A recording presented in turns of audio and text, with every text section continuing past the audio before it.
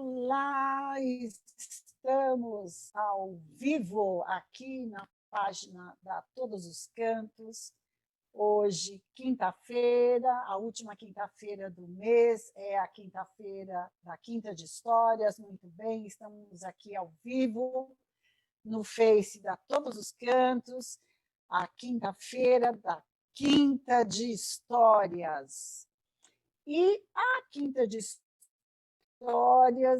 é um trabalho, um tempo, espaço da Todos os Cantos. A Todos os Cantos é uma empresa de educação em movimento, e a Quinta de Histórias, na Roda da Rede, é o espaço de encontro, é o mundo como educador, né? A gente tem como uma missão a construção da cidadania planetária. A gente acredita na construção da cidadania planetária e ecologada. A gente experiencia o mundo e cria redes de partilhas digitais ou presenciais, sair do seu canto, aprender com o outro, aprender no encontro com as pessoas de outras regiões, a diversidade das culturas e as suas paisagens, suas experiências, e assim ampliando a visão de mundo sobre a vida, na escuta sobre si mesmo, na escuta com o outro, nas suas relações e o planeta, aprendendo a compreender. Então sejam bem-vindos e bem-vindas, vão se achegando. Eu sou a Laura da Todos os Cantos e eu trabalho junto com a Bel. A Bel faz o trabalho de facilitação gráfica desde a primeira vez, há um ano.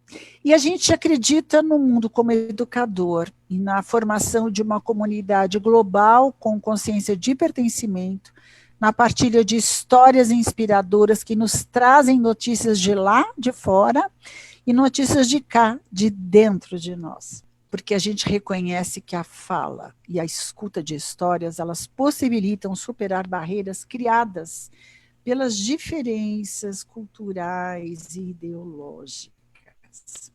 E é uma prática pedagógica. Por que uma quinta-feira? Né? E por que uma quinta de histórias, na realidade? Quinta de histórias porque é uma quinta-feira, é sempre a última quinta-feira do mês, acontecia na Sala Sol da Unipar São Paulo, porque a Todos os Cantos está em aliança com a Unipar São Paulo, e agora acontece de maneira virtual.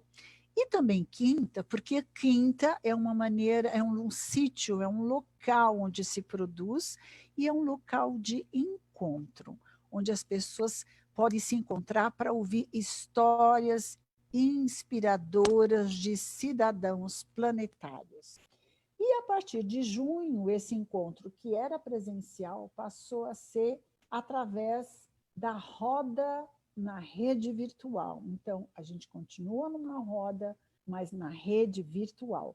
Em julho desse ano, a gente completou um ano e a gente celebrou com o lançamento do livro da querida autora Maristela Negri, um livro de poesias lindo chamado A Rosa Selvagem Não é uma Miragem.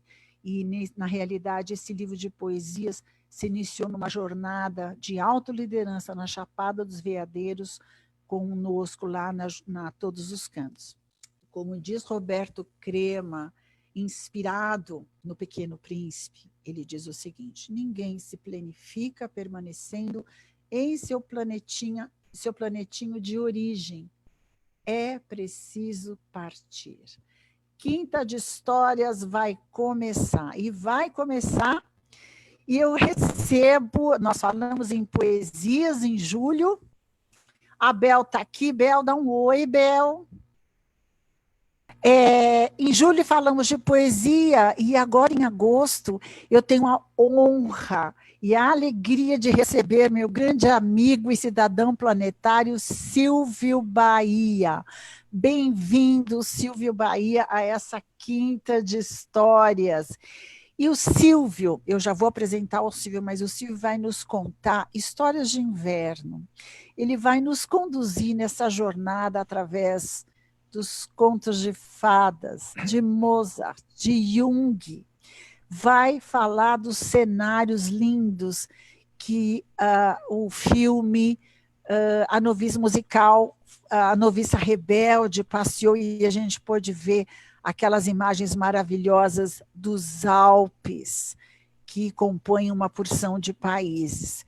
Silvio Bahia, muitíssimo bem-vindo. E você tem uma formação, aliás, o seu currículo, na verdade, é um tratado de Tordesilhas e de Versailles juntos, não é?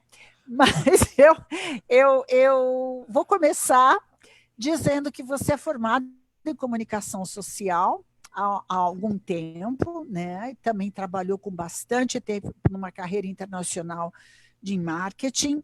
Em 2011, você fez uma transição de carreira. E nessa transição de carreira, você também morou fora, fez uma porção de cursos. Inclusive, você fez curso com uma pessoa muito querida que nos apresentou, que é Dulce Magalhães. Querido Silvio, muito bem-vindo. Conta para nós a tua formação, a tua vida, para que a gente pudesse convidar você e a gente ir com você através dessa jornada, através dos Alpes. Muito Muito bem-vindo, bom. querido Rodrigo. Uma Muito alegria. obrigado. Uma alegria estar aqui também. Eu me sinto honrado de diversas formas. Primeiro que a gente tem uma amizade já tão bonita, né? Mas quem nos apresentou foi Dulce, e isso para mim, é um marco na vida. Dulce me trouxe muitas coisas. Dulce Magalhães foi uma grande mestra, foi uma parceira de trabalho, foi minha coach e foi quem, na verdade, me deu o pontapé assim, para mudar de carreira. E no meio dessa jornada toda com a Dulce, também me trouxe pessoas maravilhosas, me trouxe você. O meu curso de formação em pós, né, minha pós em psicologia transpessoal, foi, na verdade, inspirado pela Dulce e pelas pessoas que a Dulce também me apresentou. Então, para mim, essa rede, ela só fica cada vez mais redondinha, assim, mais bacana. Mas Dulce tem um ponto fundamental aí, porque eu fiz uma mudança de rota na minha vida. Eu trabalhei com marketing muito tempo, em grandes agências no Brasil, trabalhei numa empresa multinacional aqui no Brasil, mas que, na verdade, a gente cuidava das questões de marketing da América Latina e eu viajava muito.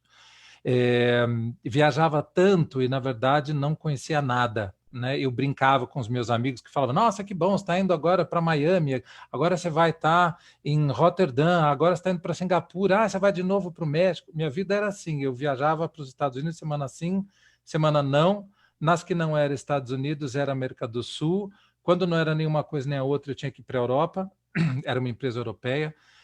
E, enfim, as pessoas podiam achar que eu estava conhecendo o mundo, mas a minha vida era uma grande janela. Eu via as coisas da janela do carro, da janela do hotel, da janela do avião.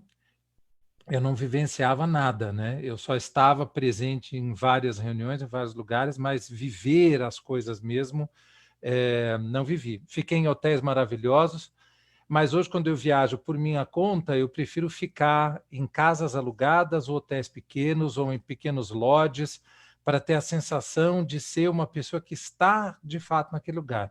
Gosto de cozinhar minha comida, gosto de estar como uma pessoa que é daquela região e não um turista sentado num hotel 5 estrelas. Não, eu respeito todos os jeitos de viajar, mas esse não é o meu.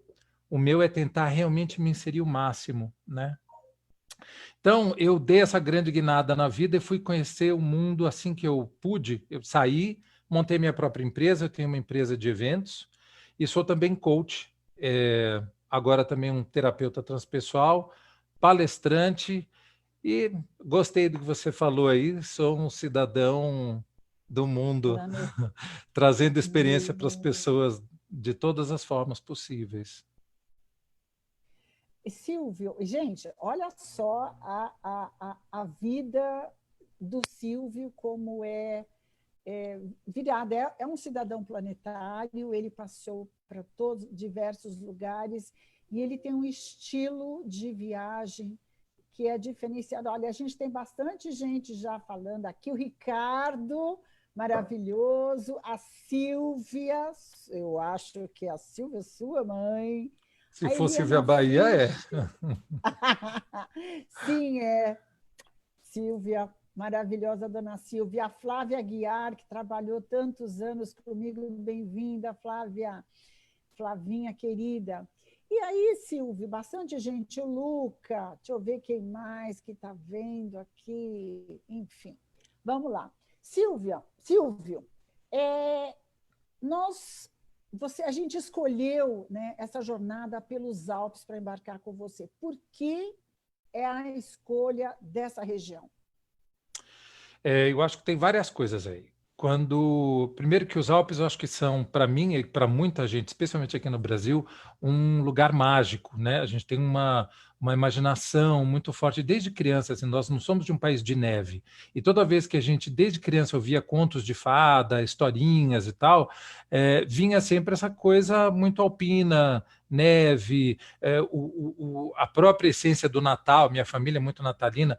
O Natal sempre tem essa cara da neve, do pinheirinho e tal, e os Alpes sempre trouxeram isso para mim.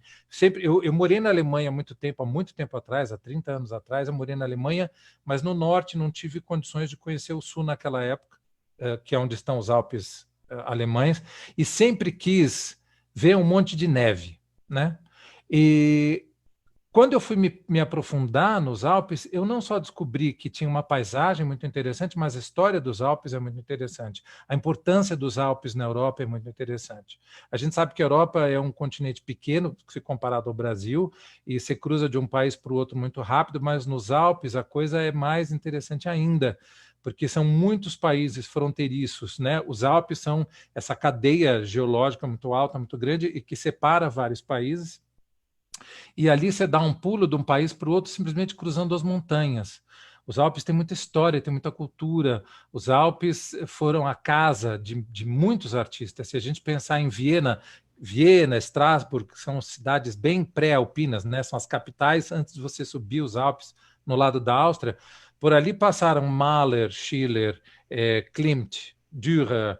A Viena é o berço da Art Nouveau, né, em termos de pintura, assim, grandes nomes. Música, Mozart tocou lá, Beethoven esteve lá, Brahms, Strauss, o pai e o filho. Então, assim, é uma profusão cultural tão grande nessa, e também foram para Estrasburgo, né? Os reis da Baviera bancaram, especialmente o Ludwig II, que construiu aquele castelo fantástico de Neuschwanstein. Ele foi o mecenas de Wagner. Se não houvesse esse imperador tão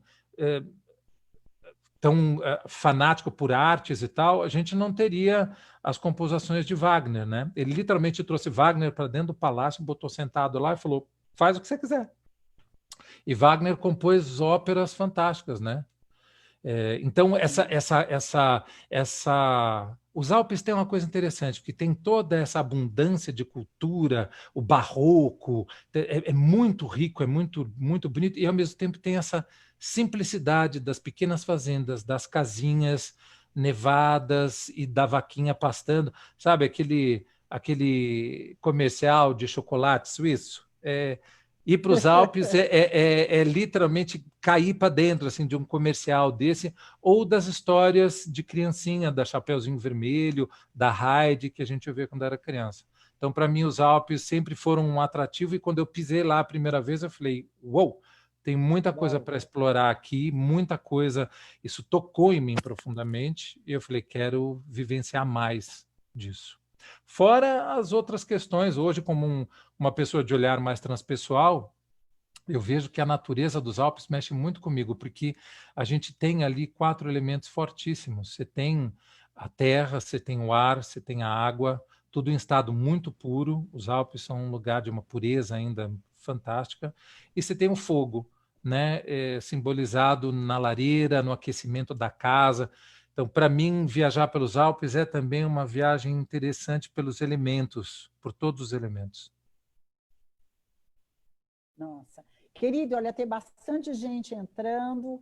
Eu vou falar do Caio, que está assistindo, meu filho lá de Fortaleza, o Luca, que está aqui em São Paulo, a Maristela Negri, que foi a autora de poesias que nós celebramos um ano, que foi honra. a escritora que nós lançamos o livro, a Cláudia Salles, da Unipaz São Paulo. Bem-vinda, Cláudia. Silvio, Eu sei que você fez diversas viagens para os Alpes e você vai colocar essas viagens como se fosse uma jornada. Como é que você prepara uma jornada? Como você prepara? Como é que é a preparação? Vamos lá? Vamos. Tem uma coisa que a gente precisa dizer aí.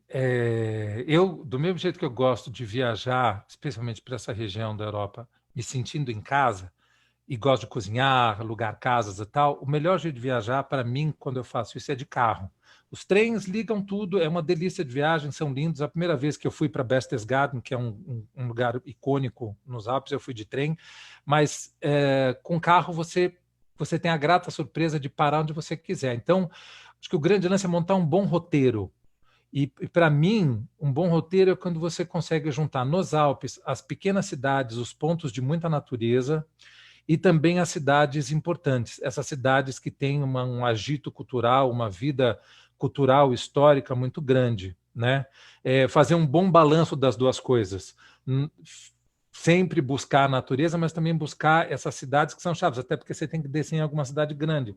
Ou você desce em Munique, ou você desce em Milão, ou você desce em Viena, cidades que são fáceis de você começar um trajeto alpino, né? Se você for descer em Paris, você tem que cruzar a França inteira até chegar lá embaixo, quase na divisa já com a Suíça. É uma viagem, não vale a pena. Você desce em Munique, Munique está a 1 hora dos Alpes, então você consegue contrabalançar essas duas. E acho que flexibilidade é uma coisa bem bacana, porque você coloca várias coisas, você tem muitos pontos de interesse nos Alpes, daria para fazer diversas trilhas. Você pode fazer, vou fazer os Alpes românticos, vou fazer os Alpes clássicos, da música clássica, vou fazer os Alpes das histórias da carochinha, vou fazer os Alpes do imperador Carlos IV, né, que foi um imperador alemão, austro-húngaro,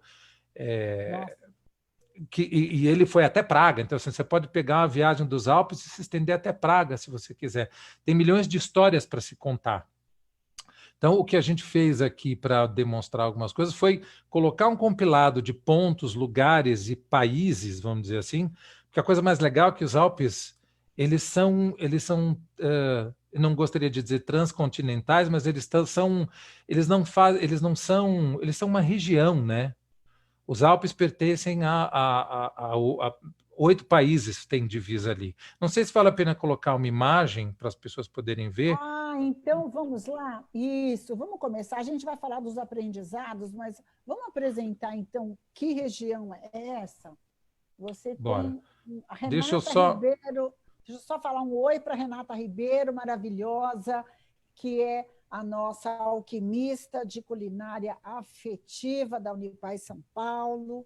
Ok, eu vou agora colocar você um pouquinho menor e vou ampliar essa imagem fantástica. Uau, gente, bem-vindos aos Alpes. Pois é. Então, para mim, isso aqui é uma imagem icônica, porque isso é a imagem que eu tive a primeira vez assim, contato, né? Estou nos Alpes, muita neve, inverno, picos nevados, e essa paisagem muito, muito clássica mesmo, né, de Alpes. E eu devo, na verdade, isso à minha irmã. Isso foi em 2010 e a gente fez uma viagem fantástica. Mas só voltando nessa questão geográfica, né? Você vê aí no mapa, os Alpes são essa cadeia de montanhas que cruza lá de Mônaco, né? Mônaco, França, Suíça, lá em cima, a Rabeirinha da Alemanha, não dá para ver aqui o nome Alemanha, mas né? Esse país aqui em cima é a Alemanha. Sim. Áustria, a Eslovênia, que ninguém nem imagina, a Eslovênia tem Alpes lindíssimos, nós vamos mostrar algumas imagens, e obviamente a Itália, que tem toda uma parte chamada Alto Adige, e aí o Tirol, que também é uma sub-região dentro dos Alpes, que compreende parte da Áustria, parte da Itália, parte da Suíça. Né? E é aquela coisa, quando todo mundo fala assim, nossa, que cara de tirolês, né? Que roupinha de tirolês, são aquelas pessoas, aqueles caras vestidos com shortinho de couro, bem essa cara, quando a gente vai lá para Blumenau e a gente vê a Oktoberfest, aquilo é o Tirol, né? As pessoas acham que aquilo é a Bavária também é um pedaço do Tirol, tem essa cultura tirolesa, mas A Bavária é muito mais do que aquilo. Aquilo é bem o Tirol mesmo, que é essa coisa, a fazenda, a vaquinha, né? Aquela imagem que a pessoa está no pico nevado e canta lá de cima, Hollerei. Isso é o Tirol, né? E está Mas é isso, dentro assim, da região dos Alpes. Bárbaro. tá dentro da região do Vale. Os Alpes são essa coisa gigante que corta essa parte central da Europa, né? E se a gente for olhar um pouco mais perto, o que são os Alpes? Isso é uma imagem de satélite, mas o que são os Alpes se não um aglomerado de picos nevados, florestas de conífera e água, água, água, água, água. O grande lance dos Alpes é que, assim, geologicamente, eles são responsáveis por toda a água dessa região. Cidades como Munique, Milão, mesmo Viena, se não tivesse os Alpes, não tinha 80% do abastecimento de água que tem. Os Alpes são uma cadeia de montanhas que recebe a chuva do Mediterrâneo, e no inverno isso tudo congela nos picos, e quando chega a primavera e verão, o degelo faz essa água ir derretendo e vai enchendo os lagos, vai enchendo os rios. A água nessa região é uma coisa linda, nunca vi em lugar nenhum igual.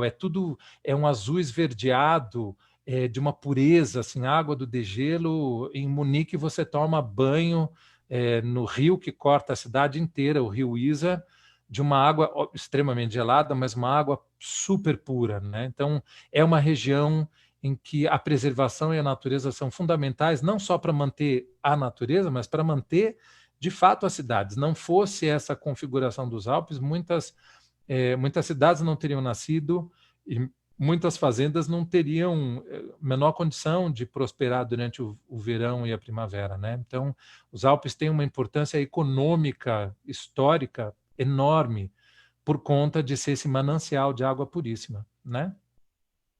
Aí, falando um pouquinho só dessa... É muito famosa, né? A água dos Alpes é famosérrima, muito, né? muito. Tanto é que, assim, a Suíça criou a questão do spa baseada nas águas, né? Então, você tem as fontes famosas da Itália, estão todas na montanha, né? São Pellegrino e tal, as grandes águas termais, Evian, tudo isso vem dessa região de muita pureza, muita saúde.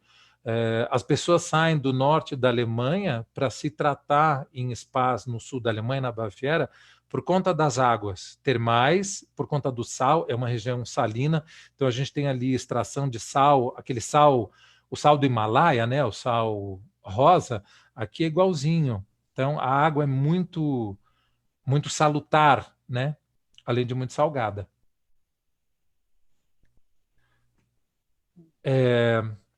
Nessa imagem aqui, eu coloquei... Eu gosto muito dessa imagem, eu gosto muito de mapa, para a gente se localizar, né, Silvia? A gente está vendo aqui um pedaço da Itália, né? E aqui os outros países, né? Um pedaço da França. Suíça, França. Alemanha. Alemanha, aqui está a Áustria, aqui está a Eslovênia, aí para cá Croácia, para cá vem Hungria, Polônia, etc., né? Mas os Alpes basicamente compreendem esse pedaço desses 8 países. Mônaco está bem aqui na pontinha, né? Uma titiquinha na França, mas é uma região alpina, por incrível que pareça, né? E aqui eu marquei só com estrelinhas essas cidades alpinas que a gente já visitou.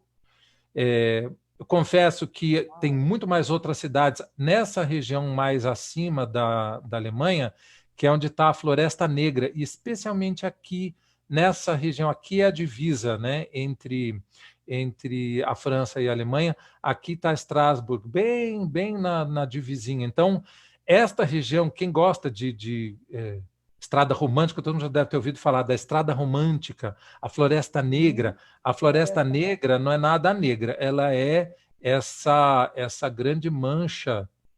Meu cursor sumiu. Ops. Ela é... perdão. Ela é essa grande manchinha verde que a gente tem aqui nessa divisa da Alemanha com a França, né? E justamente aqui na Floresta Negra e nessa divisa é que a gente tem Strasbourg, que é a cidade natal do nosso querido Pierre Weil, né? Quando eu fui a última vez da Unipaz, né? E mestre no mundo, né? Sim. Então, uma das primeiras pessoas a falar dessa ilusão da separatividade, né? Que nós não faz o menor sentido nós sentirmos que somos pertencentes a um país, porque, na verdade, nós somos realmente cidadãos planetários, a gente pertence a esse planeta. Deveríamos tratar bem e cuidar do planeta inteiro, sem fronteira, sem etnia, sem nada disso. E ele mesmo confessa num dos livros dele, acho que em mais de um livro, que essa percepção de uma ilusão de fronteira veio do fato dele ter nascido em Estrasburgo. A cidade fica a 10 quilômetros da fronteira alemã. Então, essa região da França, que é a Alsácia, você fala francês e fala alemão fluentemente ali. As comidas são as mesmas. Não tem essa de, vou comer igual uma comidinha francesa. É a comida da região da Alsácia, que é a mesma salsicha, é o mesmo repolho, né? o chucrute que a gente come na Alemanha, é tudo a mesma coisa ali. E ele dizia, especialmente durante a guerra, ele era menino durante a guerra, ele falava, não faz o menor sentido esta briga entre os dois países, a gente tem que ajudar tanto alemães quanto franceses. Ele conta relatos, inclusive, em que ele ajudou soldados alemães, ajudou soldados franceses, que são seres humanos e estavam se matando um do lado, né, um do lado do outro, invadindo as fronteiras, que são linhas imaginárias, né? A Alsácia sempre foi uma região dos dois países, e eu acho que daí que ele começou a trazer essa questão muito, muito clara de que nós não deveríamos ter fronteira. Estando nos Alpes, você percebe isso. Você cruza da Itália para a Áustria e você fala, é outro país? Eu estou sabendo porque tem uma placa ali, porque para mim é a mesma coisa. O bode que está subindo a montanha aqui é o mesmo que come pasto do outro lado, seja italiano, austríaco, alemão ou não. O bode pertence à montanha, né? Então, sim. Nós não há temos fronteiras. essa raça humana, né? E o Pierre trabalhou, ele acabou entrando para a Cruz Vermelha, porque ele não queria pegar em armas, mas quando você fala que ele decidiu exatamente quando ele é pequeno, eu acho que a Unipaz nasceu dentro do coração dele, exatamente quando ele era pequenininho, ele põe um pé na França, outro pé na Alemanha, e podia botar outro pé em outro país, que, se eu não me engano, era a Áustria. Se eu não me engano, Capaz. faz a fronteira. E ele dizia, mas como é que é isso? Ainda mais dentro da casa dele, com uma porção, uma família que tinha várias origens religiosas, mas dentro do coração dele, acho que aí nasceu a Unipaz. Para quem está entrando agora, a Unipaz é a Universidade Internacional da Paz, ela foi fundada, pensada na França, e a gente está falando de Pierre Weill, o Pierre Weill veio ao Brasil, e ele fundou aqui em Brasília a Universidade Internacional da Paz, na Granja do IP, há 33 anos, e ele nasceu em Estrasburgo. E é isso que o Silvio está nos colocando, e a gente está vendo aqui Estrasburgo, onde nasceu o Pierre Weill. Muito bem. Muito bem. Então, a gente faz esse... Paula, espera só, se eu colocar uma coisa, você estava falando da estrada romântica, a Paula confirma assim, eu já fiz todo o percurso da estrada romântica. Uau, Paula, muito bem. Muito bem. É um lugar maravilhoso. Você pode ir no verão, que está lindo, você pode ir no outono, que é maravilhoso, no inverno é lindo, enfim. E a gente, de novo, essa história do roteiro, a gente sempre tentou encaixar, eu sempre tentei encaixar os Alpes com alguma coisa a mais, né? Ou já fiz Alpes italianos e aí desci para Veneza, já fiz os Alpes alemães, subindo um pouco mais, fazendo estrada romântica, toda essa história. Fizemos Viena, aí a gente subiu para Eslovênia, fomos até Praga. Então, os Alpes te permitem fazer uma viagem muito bacana de inverno, mas também cruzar outras coisas que estão um pouquinho fora da curva, mas que é muito fácil, muito rápido de chegar, né? A minha paixão pelos Alpes, como eu falei, começou com minha irmã, que me levou para Berchtesgaden, que é uma cidadezinha a 1 hora para baixo de Munique. Essa linda... Eu tinha já saído do mundo corporativo, estava trabalhando em agência de novo, e tinha me prometido que quando eu estivesse bem, com cabo, ia fazer uma viagem bacana, e nunca tinha pintado. Num Natal, eu recebi um bônus da empresa e falei assim, vou ver minha irmã na Alemanha. E aí liguei para ela, tipo, dia 21 de dezembro, falei, estou comprando uma passagem agora, e ela foi fantástica. Montou um Natal na casa de amigos, alugou uma casa para nós, neste lugar maravilhoso. E aí, assim, meu sonho de criança se tornou realidade, porque era literalmente a casinha, tem até a fumacinha saindo ali, né? A casinha idílica no meio da neve, com essa cara toda assim, bávara ou suíça, e com neve, neve, neve para todo lado, no meio de um Natal lindo, e foi uma experiência fantástica, né? Imagina, tomando sol de manhã cedo, vendo aquela vista maravilhosa, você vê todas as árvores congeladas lá no fundo, e o que a gente tinha, na verdade, era a vista de coisas maravilhosas, né? São, na verdade, quando você viaja para esse lugar, é cenas de cinema. Uma caminhada na floresta é a coisa mais linda do mundo, porque, além de tudo, tem essa coisa, né? Os Alpes te dão saúde, mesmo só de você estar lá. As florestas de conífera, elas soltam os óleos das coníferas, a terebintina, elas soltam um cheiro naturalmente. E a terebintina, além de antialérgica, anti-inflamatória e tal, ela funciona no nosso cérebro como uma homeopatia mesmo de alegria. Os japoneses, inclusive, lançaram um termo chamado banho de floresta. Você vai na floresta para fazer caminhada e você sai cheio de terebentina no nariz e assim, a vista é linda, o sol entrando no meio das florestas, por mais que esteja frio, você fala, cara, eu estou vendo o Chapeuzinho Vermelho ali atrás da árvore, sabe? Então, essa coisa do conto de fadas, né, de todo o nosso imaginário sobre esse inverno lindo. Se você tiver num dia de neve com céu azul, é uma coisa maravilhosa. E aí a vista de um lugar que a gente subiu para tomar um café, um brand e tal, e a vista era só isso, né? Então, como ter uma experiência nos Alpes e falar assim, como é que eu não vou voltar aqui? Então, lá estou eu me esquentando depois de uma caminhada na floresta com brandy, né? Enfim, a vista desse lugar é maravilhoso, né? Esse imaginário todo que nós temos normalmente sobre as cidadezinhas em volta dos Alpes, ela é exatamente isso. E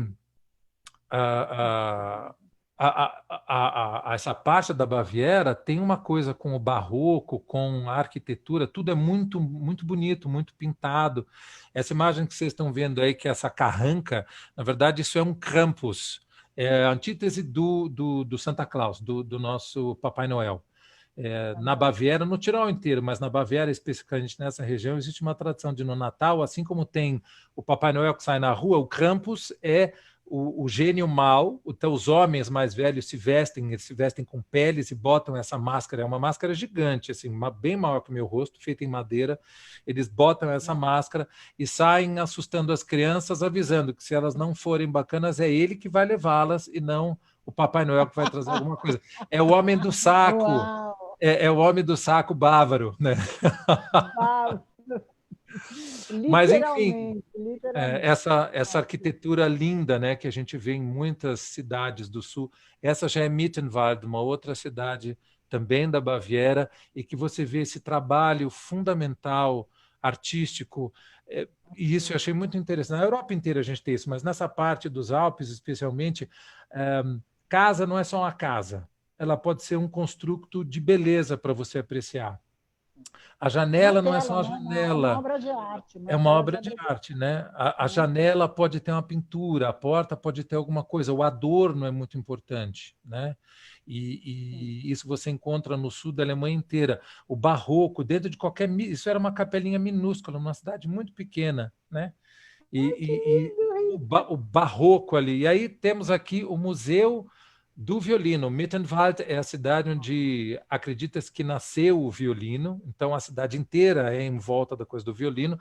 Você tem o Museu do Violino, e aí bem na frente, Ricardo, meu grande companheiro de viagem, meu marido, e dono de muitas das fotos que vão estar nessa apresentação, e alguém com quem eu dividi várias viagens, e a gente faz sempre um roteiro junto. É baiano e apaixonado pelo Natal e pelo inverno, então não tem a menor discussão assim, vamos para a Europa? Claro. Vamos para os Alpes? Opa! Né? Então, a gente curte muito junto essas viagens alpinas. Está aí o Geigenbaum Museum. Lindos, lindos, né? Lindos. A gente precisa ter esse olhar para paisagens diferentes, né? Isso é muito importante para a vida da gente, entender por que a água é dessa maneira, por que a pele das pessoas, o cabelo, o que elas comem, que aroma tem nessas cidades, por que que elas se vestem dessa maneira. Essa diversidade e olhar para essa diversidade nos traz muita compreensão interna, né? E aí, enquanto a gente está vendo as fotos, eu queria enganchar exatamente nisso. Quais são esses grandes aprendizados, Silvio, quando a gente pode fazer uma jornada como essa pelos Alpes, e você que vai há tantos anos? Então, Laura, eu acho que, olha, são vários aprendizados em diversas dimensões. A gente tem primeiro esse aprendizado histórico, né? Quem morava nesse lugar, quais foram as questões históricas, que país invadiu qual, como é que nasceu essa nação, de onde vieram essas pessoas. A gente também um aprendizado cultural, né? Através da arquitetura, através da arte, da cultura, mas mais do que tudo, a gente tem, acho que, um aprendizado de que realmente a gente pertence a um grande mundo. Bom, quando você sai do seu lugar comum, o seu cérebro já começa a funcionar diferente, né? Todos os neurocientistas dizem que para você pensar diferente, basta você sair um pouquinho do seu cenário, faz uma caminhada num lugar diferente, faz um caminho diferente do que você está acostumado todo dia para o escritório. Que saudade de ir para o escritório, né, minha gente? Mas agora o cenário é sempre o mesmo. Então, quando você Alguns sai. né? Alguns é. Quando você sai assim de um país tropical como a gente e vai para um país de frio, tudo fica diferente, né? O seu olhar sobre a comida, sobre as pessoas, exatamente o que você falou. O que está servindo aqui de comida está servindo por quê? Por que que aqui tem carne de porco mais do que no meu país? Por que que aqui as coisas têm as frutas secas? Ou por que que os doces são com menos açúcar? Porque lá não tinha açúcar, simples assim, né? Mas se você for com um olhar curioso, não olhar as coisas com o seu olhar.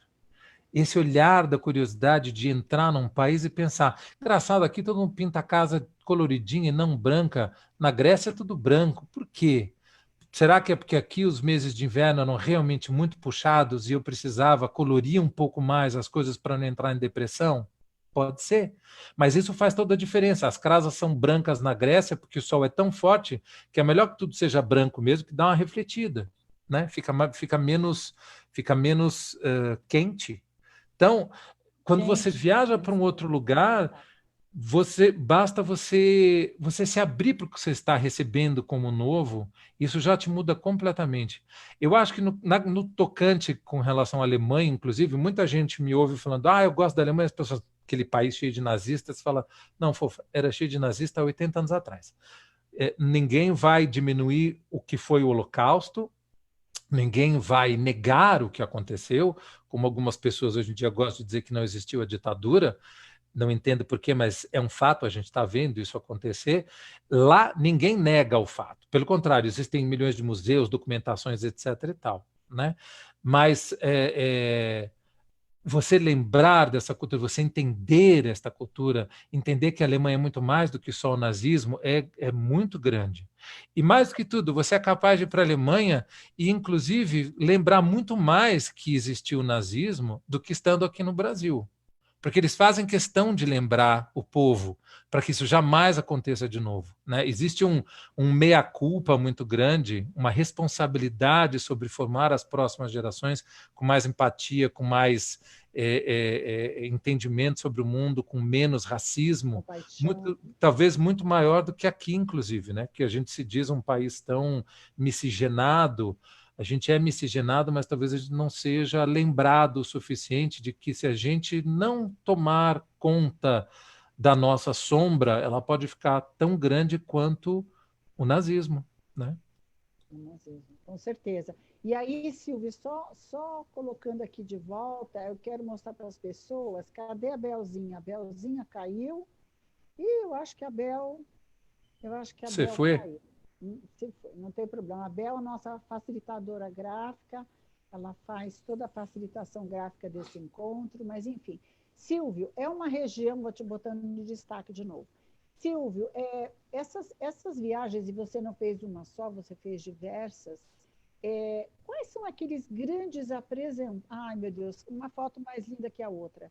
quais são aqueles grandes aprendizados internos para você? Claro, a gente tem um olhar diferente para a vida, quando a gente começa a olhar o outro, ter outros olhares para outras paisagens. E existem duas pessoas que me tocam muito quando a gente fala de mudar o olhar. Primeiro que o Pierre Rivail sempre falou, mudar a vida é mudar o olhar. Mudar o mundo é mudar o olhar. E a segunda, são três na realidade. A segunda é a Lígia Fagundes Telles, que ela fala, a gente tem que olhar o outro com um olhar diferente, ou seja, aquele olhar diferente, não como um estrangeiro que vai te atacar, mas o estrangeiro que é o olhar de um observador dessa cena, né? Você se interage, mas você continua sendo um observador, ou seja, você valorizar o que você está vendo. E a outra pessoa que tem um conceito muito interessante do mundo como educador, que começou no filósofo Michel de Montaigne, que é francês, no século XVI, é o Edgar Morin. O Edgar Morin fala dessa construção da cidadania planetária, porque, veja, é olhando outras paisagens, é saindo do seu canto, né, do seu quintal, partindo para o mundo, é que você vai ter a noção de que nós somos cidadãos planetários, que nós somos uma raça humana, olhando para a humanidade, e que nós temos um destino comum como humanos, né? Então, não existe o lixo fora, porque o planeta é um, ok? Não existe, vou jogar o lixo fora. Não, amor, você só vai mudar, você só vai tirar o lixo da sua frente. Da sua porta, mas que o exatamente. lixo está no planeta, né?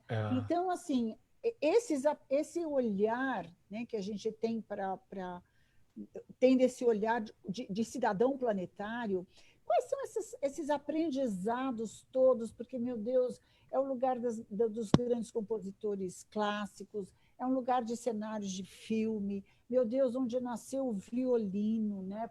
Passou por tantas transformações, os luthiers, é o lugar dos chocolates, né?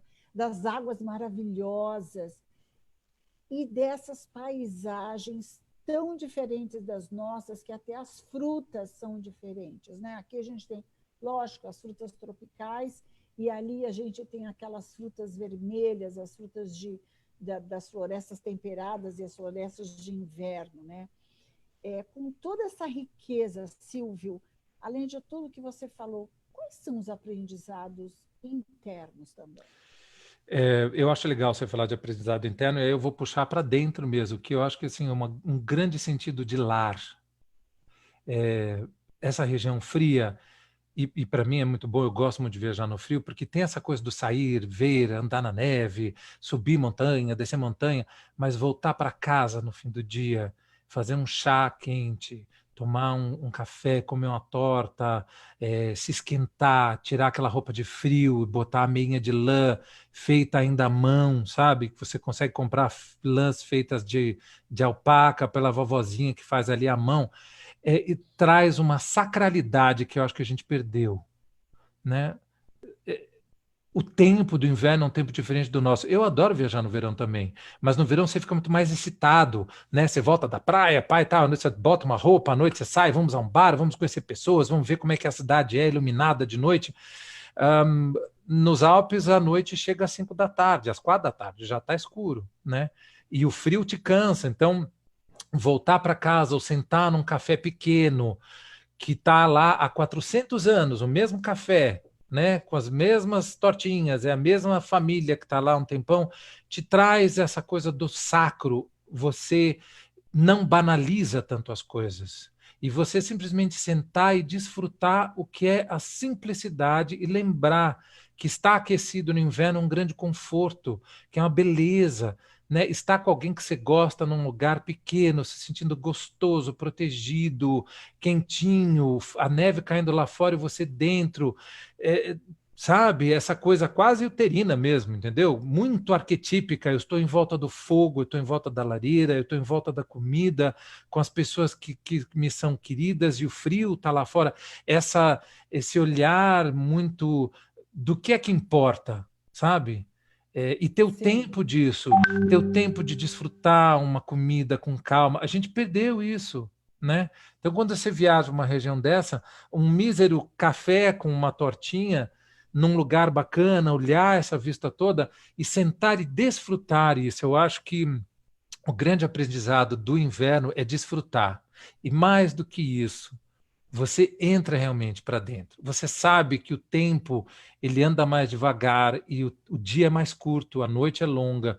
Então, querendo ou não, você volta para o seu hotel, onde você estiver, e tudo te puxa. Vou fazer uma leitura, eu vou fazer uma meditação, eu vou dar uma olhada de novo nessas fotos que eu tirei hoje e vou me maravilhar de novo com isso.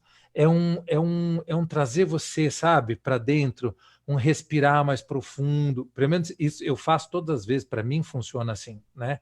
É um ir para dentro, ter grandes insights. Eu sou movido pelo inverno, grandes coisas para mim aconteceram no inverno.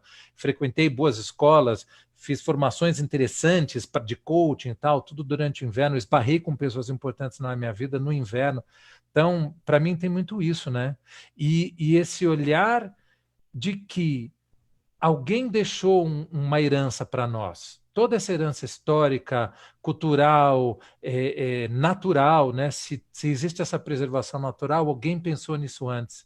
É aquela história de plantar tâmaras. Nós não vamos comer a tâmara se a gente plantar a tamareira hoje. Daqui a 60, 80 anos, alguém vai comer a tâmara da tamareira que a gente plantou hoje. Alguém deixou essa cidade preservada para que nós pudéssemos desfrutar. É nosso dever deixar isso preservado para os que vão vir depois de nós, né? E aprender com o que está nesse passado, mas também com o que nós estamos fazendo deste presente hoje, né? Qual é o meu quinhão de responsabilidade de deixar coisas intocadas, boas, limpas, para os outros que vão vir. Esse, para mim, é um grande aprendizado também nessas jornadas de inverno. Silvio, você já falou da história dessa região, já nos mostrou geograficamente esses territórios dessa região toda, e falou da importância dos Alpes. Agora, vamos mais fundo, qual é a contribuição para o planeta que você enxerga que uma jornada como essa, uma jornada tua, e essa região tem de contribuição para o planeta? Eu acho que é o exemplo. Esse exemplo sério sobre preservação histórica e natural. De novo, se a gente não tivesse a preservação que tem lá, grande parte dessa população que também, a gente vê essas fotos lindas e tal, mas os Alpes são formados de um monte de fazendinha minúscula de gente de subsistência. Se não tivesse essa água pura, se não tivesse o campo, um monte de gente passaria fome. Então, o exemplo que os Alpes nos trazem enquanto reserva, enquanto local de natureza, enquanto preservação, eu acho que isso pode ser replicado em qualquer lugar do mundo. Entendendo a importância de que um bioma, um sistema, eu não sou biólogo nem nada, mas um sistema, um ecossistema que está funcionando, deixa ele lá intocado, seguir funcionando. Já existe, inclusive, por causa do aquecimento global, já existem regiões em que não está mais nevando como nevava antes. Isso é perigoso, porque se parar de nevar, vai chegar um dia que não tem água do degelo para encher os mananciais de água. Isso é super preocupante, né? Tão preocupante quanto o desgelo na Antártica. Mas eu acho que a grande lição para qualquer pessoa vai lá, bebe desta cultura, veja como é que esse povo, há milênios, né? Milênios mesmo, tem cidade alpina que tem mais de 3.000 anos. Os romanos passaram por aqui e deixaram coisas, né? Trento é uma cidade no pé dos Alpes, na Itália, que fizeram escavações e acharam coisa de 2.500 anos atrás, dos romanos. A gente já sabe que só tinha em Roma, ou sei lá, pedacinhos de Florença e tal, ou lá em Pompeia. Não, no pé dos Alpes os caras estavam lá, e uma das coisas mais fundamentais para os romanos há 2.500 anos atrás na região era o quê? A água. Trento, o nome Trento vem de tridente em romano antigo, né, em latim. Porque o rio que corta a cidade, ele corta em 3 pontas, formando um tridente, e irrigava as terras, fornecia peixe. Não fosse o rio, a cidade não teria nascido, não teria sido um entreposto comercial, não teria nada. Então, eu acho que o grande ensinamento para todos nós, que pode ser replicado em qualquer lugar, é vamos preservar culturalmente e as coisas naturais, porque próximas gerações estão vindo e elas têm o direito de ver o que nós estamos vendo e de ter ainda alguma saúde que nós estamos tendo. O cuidado, né? O O cuidado é cuidado. essencial, né? O cuidado é essencial para a gente ter esse conforto essencial. E a gente, como responsável essa responsabilidade como cidadãos, né, Silvia? Isso também é É, uma grande preocupação, um olhar que a gente tem que ter, mesmo que nós temos o mesmo destino como humanidade. E, Silvio, é. como é voltar para casa depois de uma jornada como essa? Gente, Hum, deixa eu só colocar uma coisa. Gente, pode fazer pergunta. Nós dois estamos conversando aqui, nós adoramos falar bastante, mas veja, a Maristela disse que ela é uma tirolesa, ela tem uma ascendência do Tirol. Gente, pode fazer perguntas que eu estou com outro computador vendo o chat, tá bom? Pode fazer perguntas aqui para o Silvio. Como é é, voltar para casa? não vou falar palavrão, mas você já imagina o que seria. Eu diria que voltar para casa a gente volta em camadas. O corpo vem junto no avião, a mente chega alguns dias depois, porque você ainda está assim, embebido de todas as experiências, e a alma às vezes leva semanas, né? Então você vai chegando por pedaço. Não é, para mim, é difícil voltar dessa região porque eu tenho uma ligação forte, né? Minha bisavó era dessa região. A gente conheceu pouquíssimas histórias dos antepassados, mas eu acho que ao pisar lá, algum gen deu um clique, porque eu me sinto totalmente em casa. Essa foto que eu coloquei aí, inclusive, me diz muito respeito. Não tem nada a ver com a minha avó, mas ela é uma avó universal dos É uma contos de avó. fada, né? E Nossa. é uma vozinha que ela mesma faz todo esse trabalho da loja dela de madeira. A gente passou na frente, ela estava lá rabiscando, cortando, desenhando. Então, isso também me traz esse pensamento de tradição, né? Esse cuidado, a coisa delicada, pequena, não precisa ser ostentador para ser belo, sabe? Essa região me traz isso também. Inclusive, a gente é muito aficionado no Natal, eu gosto de viajar para lá no Natal, o Natal é uma coisa que mexe comigo. E os presentes na Alemanha, em especial, no Natal, são coisas pequenas, são simbólicos, são objetinhos pequenininhos, como a gente está vendo nessa loja de enfeites de Natal. Às vezes, o presente de Natal é Nossa, apenas um enfeite de Natal, né? Tem esse cuidado do fazer com a mão, né? Não precisa comprar coisa feita, desculpem os chineses, mas não precisa comprar coisas made in China, né? sim. A riqueza O dessa simples, né? tradição é muito bonito. Então, voltar para o Brasil, descer em Guarulhos, é assim, pá! Um tapa na Um cara. golpe. É Um um golpe. golpe. Tipo, você, É um você fica, golpe. É um você golpe. sai de -10, chega aqui assim, a 30 graus, você já leva um murro na cara, e aí você volta para casa e fala, ok, eu vou ficar bem, né? Apesar de tudo, eu vou ficar bem. E assim, esse cuidado do simples, né? De valorizar o que é feito com as mãos também, né, Silvio? Uhum, uhum, Isso é uma coisa muito que a gente vê muito na Europa, o valorizar as pessoas e os artigos que são feitos à mão, né? Com uhum. esse cuidado todo e essa simplicidade, essa delicadeza, né? Isso está me lembrando muito a antroposofia, lógico, o Rudolf Steiner dessa região também. Silvio, a gente está vendo várias fotos, enquanto a gente está vendo as fotos, vai contando para nós qual é a ressonância interior e exterior para você nessas viagens. Então, eu acho que a ressonância exterior é um pouco essa, assim. Eu confesso que tem um, tem duas coisas aí. O frio mexe com você. Não dá para ficar incólume. Não é como você passar um fim de semana na praia, né? Quando você está no frio, você precisa se preparar para sair no frio. Você precisa botar camadas de roupa, né? E conforme você vai, caminha, etc., você sente calor, você tira um blusão, fica com pullover. Você entra num lugar para tomar um café, você tira tudo de novo, que deu um calorão. Aí você sai, você põe tudo de novo. Eu que não tenho cabelo, ainda por cima eu tenho que botar gorro, botar um monte de coisa. Esse choque que a intempérie te dá faz lembrar você que você tem que cuidar de você mesmo, sabe, Laura? Nossa. É muito interessante, o teu corpo funciona diferente. Completamente diferente. E aproveitando de falar que o corpo no inverno funciona diferente, e depois eu quero que você volte naquele castelo, que eu reconheci aquele castelo. Esse. A Angélica Cavalheiro, minha querida amiga e produtora da Todos os Cantos da Jornada, ela mora em Arraial da Ajuda, ela está falando o seguinte: o inverno, como um ciclo final, traz o sentido de finitude que nós brasileiros não temos. Aqui nada acaba. Olha que reflexão legal. Ela é uma viajante, ela é uma outra cidadã planetária, ela trabalha junto comigo na Todos os Cantos, ela é a produtora da nossa jornada na Bahia, e é uma viajante, já fez o Caminho Santiago. Aliás, ela escolheu fazer 60 anos no Caminho Santiago, ela fez o caminho todo, o caminho francês, e também uma viajante pelo mundo, e ela fez essa reflexão.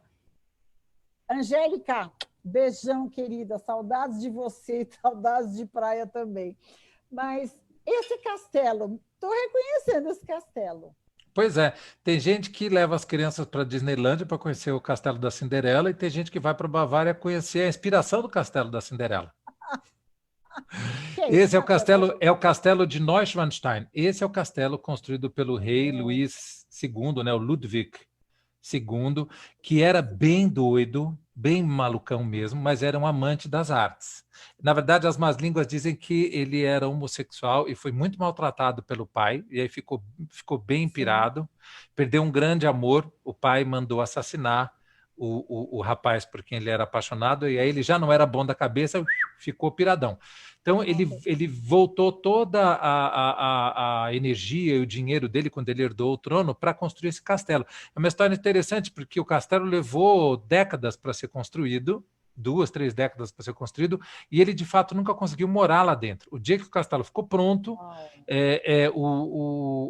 os ministros conseguiram dar um golpe de Estado e tiraram o rei de lá, mandando para um manicômio. Então, quando o castelo ia ficar bom para ser curtido, ele foi tirado, não ficou no manicômio direto, ele foi depois levado para um outro lugar, um castelo menor, onde ele ficou exilado até ter uma morte estranha, trágica, afogado num rio. Ninguém sabe se ele se jogou, se ele foi assassinado, mas o legado do Ludwig II foi enorme, porque ele justamente patrocinou Wagner e patrocinou vários pintores. O olhar dele para a coisa da cultura, da beleza, da estética era enorme. Haja visto o castelo que ele mandou fazer, sendo que o castelo do pai era esse aqui, está na colina de baixo. Não tinha a menor necessidade de fazer um castelo. Mas ele ficou tão pé da vida com esse pai que ele falou, não mora aqui, ó, nem a pau. Fica com essa porcaria para vocês e para qualquer herdeiro, e eu vou morar no meu lindo castelo de Neuschwanstein. Por isso chama Neuschwanstein, é o novo castelo do cisne, né, da Pedra do Cisne. O castelo de baixo é o castelo da Pedra do Cisne. Então, lindo de morrer. Lindo, né? E essa arquitetura é muito linda, né? A neve cai, escorre e vai lá para baixo. Muito lindo. E mora no imaginário, né? De todos nós. Somente de todos nós. E a gente vai para os contos de fada, a gente vai nesse arquétipo, né? Das princesas e dos príncipes, as torres, com certeza, né? Enfim, vamos lá. Eu quero ver mais coisas. Enquanto isso, ai, gente, que coisa mais linda. Olha, pois onde que é isso? Silvio, isso chama-se Königssee, é o Lago do Rei. Na verdade, o Königssee é o maior lago da Alemanha, um dos maiores lagos de todos os Alpes. Ele tem 8 quilômetros de comprimento, água puríssima, a água é tão pura. É aí que você fala, essa coisa da conservação, né? Esse barco em que nós estamos é um barco elétrico. É proibido qualquer coisa a motor, é proibido você remar.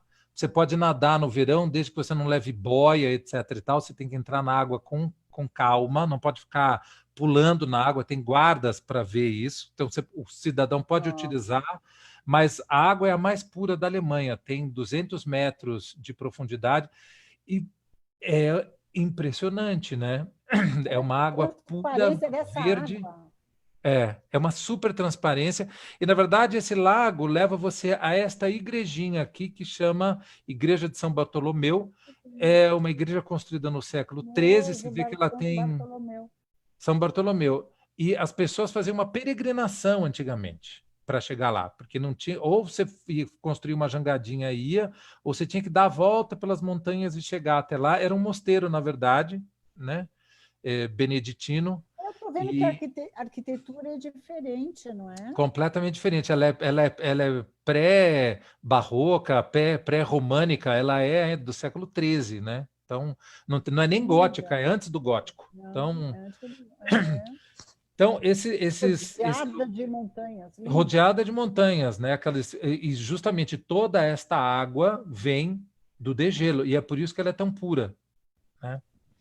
Então, de novo, os Alpes têm essa coisa dos picos, das florestas, das águas. Em qualquer lugar que você for, uma outra cidadezinha é essa, Hallstatt. Isso é uma cidade na Áustria, quase divisa com a Alemanha, e é um presépio. Você quer se sentir num presépio, você se joga aí dentro. Esse é o lago de Hall. Todas essas montanhas, elas são, na verdade, salares, né? São salinas lá dentro. Os Alpes, quando o movimento geológico levantou, a rocha que tem por dentro é sal. Então, todas essas cidades, Berchtesgaden, Hallstatt, Salzburg, né? Salzburg significa fortaleza de sal, todas elas tiveram o seu apogeu econômico e desenvolvimento por conta da extração do sal. E você vê, olha a altura das montanhas. Na verdade, esse sal deve também, desculpa te cortar, mas eu vou cortar mesmo, porque essa quantidade de sal nessas montanhas, ele deve estar no ar também. Por isso, muitas vezes, que deve ter uma disposição física muito grande, não é? Com certeza. Eu sei que você vai falar do sal, mas antes entrou uma pergunta agora da Suzana Monteiro, minha prima querida, ela perguntando onde é que é essa igreja de São Bartolomeu, Silvio? Então, o lugar chama-se Königssee. Königssee, é no sul da Bavária. Se ela escrever São Bartolomeu, Bavária, Lago de Königssee, ela vai achar as informações e as imagens. Ela Suzana, é muito famosa. Suzana, vou te contar uma coisa. Se você quiser ir, a gente está desenhando uma jornada, um spoiler aqui, para janeiro de 2022.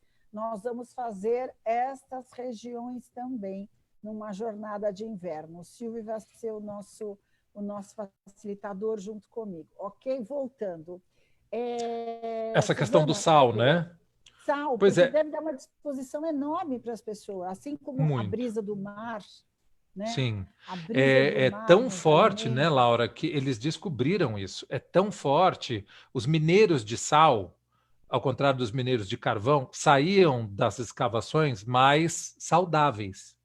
Primeiro porque quando você entra dentro da montanha, a temperatura é outra. Pode estar 20 graus negativos lá fora, dentro da montanha é sempre 10, 8 graus. Então, eles descobriram um tipo de tratamento para questões de bronquite, asma e tal, em que você entra na montanha, você pega um trenzinho, entra na montanha e passa a tarde lá tomando banho de nada. Você fica lá tomando um banho de respirar o ar salino. Aí você sai de lá, faz uma sauna e se joga numa água que chama-se Zolle, que é essa água que pinga do teto dessas galerias que vão sendo cavadas dentro da montanha. É uma água salina, bem mais salina que a água do sal e bem mais pesada. Você sai da sauna, se joga nessa piscina de água salinizada e fica boiando no peso do sal. No final do dia, você é outra pessoa. Outra pessoa. E eu estou impressionada com o desenho dessa foto. Ela parece desenhada. É uma coisa Não esse é. fundo dessa foto. É. É uma coisa Aí você linda. imagina, Então, essa cidadezinha tem 800 habitantes, incrustada na pedra. Incrustada na pedra. sim, Você chega, estaciona seu lindo, carro lindo. longe, porque, né, você tem que preservar, mas você vem caminhando a cidadezinha inteira, é como estar passando num presépio, literalmente isso. Alguém pegou você e jogou numa Nossa. maquete dessas que a gente costuma ver de filmezinho de conto de fada, da Frozen, sabe? E lá está você. Sim, lá É está muito você. bonito. Silvio, olha, muito lindo. Eu sei que a gente vai ver novas imagens. Então, quando entrar nova imagem que você vai compartilhar com a gente, eu vou te perguntar, Silvio, eu pergunto para todos cidadãos e cidadãs planetárias que vêm conversar aqui com a gente. Estou vendo em Paris. A minha pergunta é, Silvio, qual é a sua bússola interior? Excelente pergunta. Quando a gente está falando de viagem, a minha bússola interior tem sempre a ver com natureza e cultura. E agora que estou ficando mais velho, inclusive estou descobrindo que eu não quero mais ficar gastando tanto tempo, talvez descobrindo lugares novos, mas sim desfrutando melhor cada vez mais os lugares que eu já conheço e admiro. Então, essa região, eu sei que é uma região que me faz muito bem e volto sempre renovado. É sempre legal colocar uma cidade nova, etc., mas tem que ter cultura, arquitetura, estética, beleza, tem que ter calma, tem que ter Calma. essa simplicidade um pouco, sabe? É, eu já notei que essa última viagem que eu e Ricardo fizemos, a gente fez questão de andar por menos cidades e ficar mais tempo em cada uma e alugar casas em que a gente tivesse uma vista bonita para poder curtir, sentar, fazer um café gostoso, ficar curtindo apenas a vista da montanha, respirando esse ar fantástico e, e se deixando ir para Simplicidade, né, dentro, Silvio? e se deixando ir para dentro, né? Não tem mais necessidade de explodir para fora.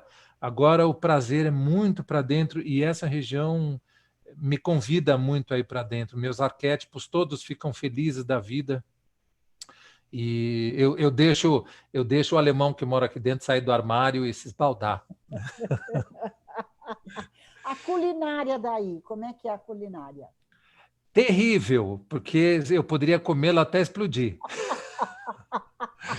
É bem Os aquilo que a doces gente são é maravilhosos. aquilo que a gente conhece. Os doces são incríveis, apesar de ter bem menos Nossa, açúcar que o nosso, mas tudo com muito creme. A eu cervejinha prefiro. gostosa que não pode faltar. Eu sou louco Nossa, tem uma por água maravilhosa, né? maravilhosa, A maravilhosa. água da cerveja. É, existe uma lenda que a gente nunca viu se era verdade. Eu não conheci minha bisavó, mas existe uma lenda na família que ela era da região desse pedaço da Bavária, que ela acordava de manhã no inverno, ela deixava sempre um balde para fora de casa para encher de neve durante a noite. Ela acordava, punha o balde para dentro e pá, jogava aquela neve na cara. Reza a lenda que Uau! ela morreu velhinha, sem ruga. Então, eu Gente, é uma confesso que dica de todas beleza. as vezes que eu já fui para os Alpes, não tive coragem de esfregar neve na cara. Além de queimar, às vezes, né? É, justamente. Né? Né? Mas, Mas gente, a... é e isso. a comida salgada também, né? Maravilhosa. É uma coisa bacana, tudo muito voltado assim para porco, né? Muita linguiça, muita coisa que eles faziam para durar o inverno inteiro. Então, o próprio chucrute é o repolho, né? Cozido e azedo no vinagre para ficar muito tempo conservado. Eles Compota, né? botavam, eles botavam em barril ou compota disso, né? O pernil, o Eisbein, aquela coisa, né? O joelho de porco e tal. Antigamente era feito um barril de gordura de porco e essas carnes todas preparadas se entuchava dentro do barril de gordura e aquilo ficava lá sem estragar o inverno inteiro. Você puxava para fora e cozinhava. Então, os pratos são muitos assim, né? Costeleta de porco, pedaços grandes de porco, linguiça, salsichas defumadas, essas coisas que duram muito e que são maravilhosas para quem E que gosta, né? aquecem também o. Nossa! E que E que aquecem, aquecem o né? corpo, aquecem o corpo e tal. Me fala dessa imagem aqui, antes da gente ir Isso é o interior barroco da igreja de Santo Stefan, em Viena. E, para mim, isso eu coloquei em redondo várias imagens que eram icônicas das cidades que a gente ia falar. E Viena, para mim, é muito isso, né? Viena é essa opulência. Essa imagem é o palácio, o palácio mais importante de Viena, que é o Schönbrunn, onde morava a rainha Sissi, famosa rainha Sissi, retratada no cinema também, uma mulher super à frente do tempo dela. Você entra no palácio, você vai conhecer os aposentos dela, além de toda essa riqueza da louça, do ouro e tal, os aposentos dela é uma coisa maravilhosa, porque ela no final do século XIX, 1800 e pouco, já olhava para todo mundo e falava assim: eu não vou ser essa palhaça que vocês querem, que veste peruquinha e fica aqui sentada como uma dama da corte. Eu fui criada nas montanhas e eu preciso fazer exercício. Ela mandou fazer uma câmera só de exercício, tinha o corpo super fit, não se dobrava para o marido, para o Leopoldo II, tinha vontade própria, viajava para onde queria, foi rainha da Hungria, porque era o Império Austro-Húngaro, e os húngaros adoravam ela, porque ela gostava de dançar, ela gostava de estar com o povo, ela gostava tudo que a realeza. Temos que lembrar, Viena, durante 3 ou 4 séculos, foi a dinastia dos Habsburgo, que hoje ainda estão lá. Os ingleses, a rainha da Inglaterra tem sangue dos Habsburgo. Esses caras, eles foram os donos de toda essa região alpina. Então, era uma galera de muito dinheiro, muito mandona, muito nariz empinado, e esta rainha, ela era humana, ela era humanizada e ela era empoderada como mulher. Ela chacoalhou a corte dos Habsburgo aqui, mas também foi patrona de muitas artes, né? E é por isso também que a gente tem tanta coisa bacana em Viena. Essa foto é 2 coisas. Passeio de charrete tem que ser feito lá, porque é uma coisa que ainda existe em poucas cidades. E este café Sperl é onde o Jung passava as tardes, tomando café, conversando com os grandes pensadores da época, né? A gente tem que lembrar que ele não é daí, né? Jung é suíço, mas morou muito tempo aí e foi atrás de Freud. Aí Freud ficou 47 anos, se eu não me engano, morando em Viena. Então, os cafés eram os lugares onde as pessoas iam tratar dos grandes assuntos e quebrar os grandes paradigmas. Lembrando, nessa cidade, Klimt começou a pintar aquelas coisas maravilhosas dele, né? As pinturas do Klimt são retratações do tarô, fantástico. O Art Nouveau nasceu aqui. Rundad Vasa pintava aqui, a casa do Rundad Vasa ali, né? Então, quando você vai para Viena, você pode visitar desde a arquitetura pós-gótica, neobarroca, até edifícios super antigos e mesmo as coisas do Rundad Vasa, né? A arte nessa cidade é gigantesca. Ela é o cheiro da arte, né? A arte está no ar, né? É uma coisa impressionante. E a Angélica Cavalheiro, que está lá na Bahia, está falando: a nossa imperatriz Leopoldina era dessa dinastia. É isso mesmo, Angélica? Sim, era a mesma. Se eu não me engano, Pedro I se casou com uma filha do Leopoldo II da Áustria. Eles eram Habsburgo. Eu fico pensando, essa mulher saiu de Viena, gente, e fui parar no Rio de Janeiro daquela época. Deve ter sido um choque, né? Um choque. Mas é o que as dinastias faziam. Os reis se casavam por interesse e não por gosto de ninguém, né? Por falar em reis, essa imagem que a gente tem aqui é de uma cidade ao sul, e já saindo da Áustria, indo de volta para a Alemanha, chamada Merk. E esse edifício gigante é a Abadia de Merk. O que era isso? Era um palácio. E aí que a gente vê como também, quando você viaja para a Europa, você entende as questões religiosas, assim, né? O rei desta época, século XVII, se eu não me engano, ele era foi bem um barroco gordo, assim, né? 1600 e pouco. Ele era tão devotado à igreja que ele deu o palácio para o arcebispo dessa região, e isso virou uma grande abadia. A cidade é só isso, tá? É 3, 4 ruas com um morro em cima. A abadia ocupa a cidade inteira, de absoluto luxo e grandiosidade. E o arcebispo levou todos os monges e todo o clero para lá, e eles comandavam a região. Mas hoje em dia é ainda uma parte convento, uma parte museu, mas se vê como a religião, né, o sul da Alemanha, a Áustria, eles não são protestantes, eles são católicos.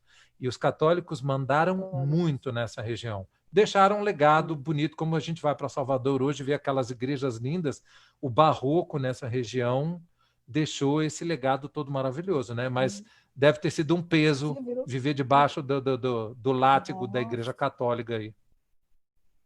Sim, e olha o tamanho desse pátio interno, né? Uma coisa enorme. Enorme. Olha só, o Luca está falando, a Angélica está falando, sim, a nossa primeira imperatriz tem ascendência, e o Luca falou, a própria bandeira do Brasil foi baseada nas duas casas imperiais, uma delas, a de Habsburg. Uau, Luca! Muito bem, Luca. Adorei. Nada como estar falando com gente que entende, gente. Gente, meu filho lindo, meus filhos são lindos, maravilhosos. Gente, essa foto, para mim, é maravilhosa. E assim, quando eu fiz 9 anos, a minha tia caçula se casou e foi fazer a lua de mel dela, passou a lua de mel dela na Suíça. E ela trouxe de presente para mim um calendário. Gente, o calendário era esta foto. E isso ficou no meu imaginário até hoje.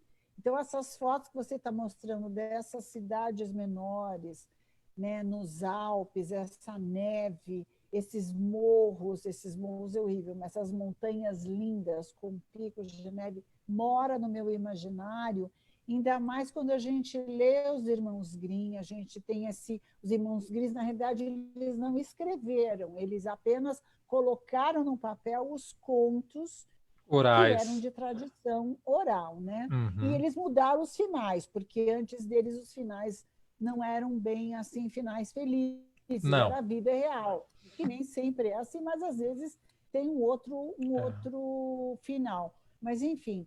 Laura, eu acho que esse seu imaginário é o imaginário de muita gente. Porque a gente cresce ouvindo as histórias, né? Essas histórias de príncipe, princesa, castelo, a floresta encantada, a floresta perigosa e tudo mais.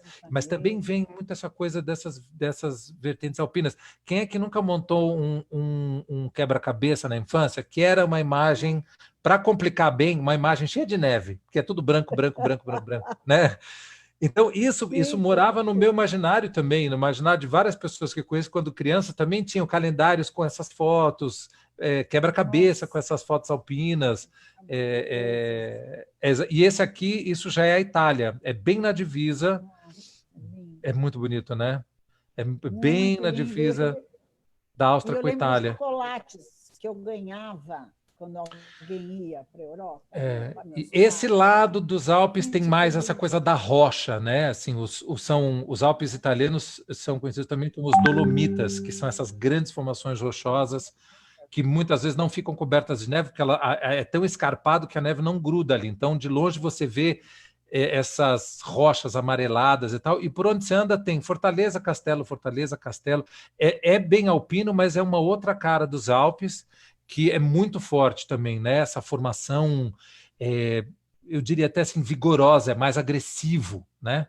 Os maciços são muito altos. Isso aqui é a Cortina d'Ampezzo, toda essa região que as pessoas vão para fazer esqui e tal, e eu tinha curiosidade de conhecer também, e é impressionante. Qualquer lugar que você estiver na estrada, qualquer caminho que você pegar, essa coisa, né? Esse gigantesco que é a natureza. Você me perguntou há vários momentos atrás como é que é, qual é a ressonância interna, externa. Como não ser impactado pelo ambiente externo quando você se sente tão pequenininho? A gente não consegue ter a dimensão, porque muitas vezes os Alpes nem são tão altos, tem assim 2.000 e poucos metros de altitude. Tem pico aqui na Serra da Mantiqueira, tem 1.800. A questão é que nós, em São Paulo, já estamos a 700 metros de distância. Você já subiu um tanto. Aí você vai subindo lá para o sul de Minas, as montanhas vão fazendo assim e tal. O grande choque nos Alpes é que você está no plano e, de repente, tem um paredão de 2.000 e tantos metros de altura rasgando o céu. Então, você faz a curva de uma estrada, pum, você se dá com isso. Aí você fala, uau, eu realmente não sou nada. E que bom que eu tenho olhos para ver isso, né? E aí aqui é a E o subida num aroma que deve ter teleférico. ali, né? Ah, e o gelo, gente.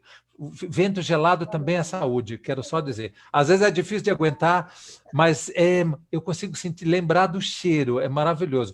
Aqui é uma foto que eu devo dar o crédito todo para o Ricardo, porque esse aqui é o teleférico de Cortina d'Ampezzo, que tem 3 estágios.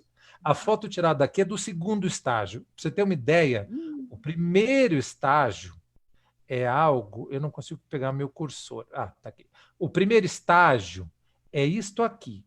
Dá para ver o cursor? Ah, dá, E aqui a ok, gente já subiu tipo 800 metros, beleza? Então, essa nossa, foto já foi tirada há uns 2000, só que ainda tinha o terceiro estágio. Eu não tive coragem de subir o segundo. Quem tirou essa foto foi o Ricardo. Eu estava lá embaixo, dando tchauzinho e vendo a gôndola subir. E é um bondinho ou é a cadeirinha? Bondinho. Não, cadeirinha para essa altura não dá, não. Você Bondinho. sobe mais de 2.000 metros de É, altitude, tem que ser pena de bondinho. mão. Mas Bondinho. daí você vê, você consegue ver outro país. Aqui na ponta, aqui Aham, na ponta é a ok. Suíça. Então, Uau. de tão alto que você está, você consegue ver os picos mais altos de outros países. Se eu não me engano, aqui é o Matterhorn, que é aquele pico, é o pico do Toblerone, sabe? Toblerone, Do sim, chocolate sim. Toblerone, exatamente, lá do outro lado. Nossa, Então, Silvio, tem muita gente entrando agora, por incrível uhum. que pareça, tem gente entrando agora. Me diga que região geográfica é essa daqui Nós que nós estamos aí no estamos vendo? norte da Itália, nos os Alpes italianos, também conhecidos como a região dos Dolomitas. E especificamente essa cidadezinha lá embaixo é Cortina d'Ampezzo, destino de muita gente que vai para a Europa só para esquiar. E aí dá para entender por quê, né? Aqui neve não falta nunca. Sim, nunca, nunca. E aí, Ricardo está dando risada? Ricardo está Com dando certeza. risada porque você não subiu nem a pau, e foi ele que teve coragem É. de subir e tirar Olha a foto. cara da Uau, pessoa. Eu já estou dentro da gôndola. Olha a cara de feliz da pessoa. Pensa. E a ideia foi minha. Essa é a melhor de todas. Vamos a Cortina d'Ampezzo. Quando voltaremos de novo, vamos subir um bondinho. E ele, não, nego, você não gosta de altura. Vamos, vai ser ótimo, estou cheio de coragem. Aham. A cara, a cara de bunda. Isso subindo o primeiro estágio. Aí chegou no primeiro estágio, e aí eu vi, legal, vamos subir no segundo. Aí eu fiquei olhando a gôndola do segundo estágio, zarpar. Falei, olha que bonito. E ela foi zarpando, zarpando, zarpando, e de repente eu não vi mais. Falei, cara, é muito longe, não vou, não vou. E gente, aí a mas gente. é de novo o imaginário, né? O É, calendário. Agora, a minha irmã, Mônica Lobo, acabou de entrar e falou que show essa foto. É sim, Mônica. A Mônica, minha irmã, foi dama de honra do casamento dessa minha tia que foi para a Suíça, que eu acabei de falar dela. Olha só que conexão. Minha irmã entra, ela foi daminha de honra, ela tinha 7 anos ou 6 anos, sei lá. Mônica, olha o calendário que a tia Estela trouxe para nós lá da Suíça, quando ela foi lua de mel, nem vou dizer quantos anos atrás, bastante tempo. Mas é a coisa mais linda, né, Silvia? É muito, muito linda. muito, Eu fico né? imaginando. Aqui também você vê, os picos são muito fortes nessa região, porque é justamente essa parte da Itália que é quase Suíça, né? Então, inclusive nessa região, as coisas são escritas em italiano, em francês, em alemão, porque todo mundo está ali misturado. E aqui é o É Lago de fronteira, né? Misurina. É fronteira, Fronteira. exatamente. E aí você Fronteira. vê de novo essa sensação, a rocha, ela veio, né, durante os movimentos tectônicos, ela veio com tanta violência que elas continuam assim super pontudas e rocha, ainda não nasceu nem planta, e daqui a milhares de anos talvez comece um processo de desgaste que aí vai ser diferente, mas você sente, né, a terra te avisando, aqui quem manda sou eu. Essa é a Sou sensação quando você eu, está nesse lugar. sou eu, sou eu, sou eu. Sabe de uma coisa, você está falando uma coisa muito interessante, voltando na montanha, Silvio, e aí o Ricardo está dizendo, é uma sensação indescritível. O Ricardo do qual a gente está falando, volta uma foto, Silvio, por favor. É esse. É esse Ricardo que está ao lado do Silvio, marido do Silvio, uma criatura também maravilhosa, um cidadão planetário, um companheiro de jornada maravilhoso. E aí a gente está, um grande fotógrafo, um grande artista plástico, e aí um gourmet também de primeiríssimo. Mas, enfim, vamos voltar aqui. É que eu sou apaixonada pelos dois, pelo Silvio e pelo Ricardo. Mas voltando para as montanhas, o Nelson Barreta, que foi quem abriu a Quinta de Histórias para nós há um ano, ele sempre disse, Laura, quem escolhe quem vai chegar no cume não é o alpinista, é a montanha.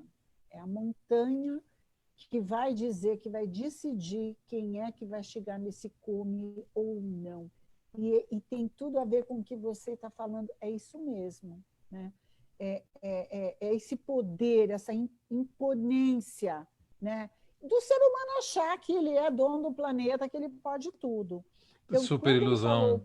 Para mim, isso de que quem escolhe essa jornada para o cume é... E a Lisete Florenzano fala a mesma coisa, ela também é de uma escaladora de montanhas, ela fala, e ela já fez o Everest várias vezes, ela fala, a gente só sobe porque a montanha permite.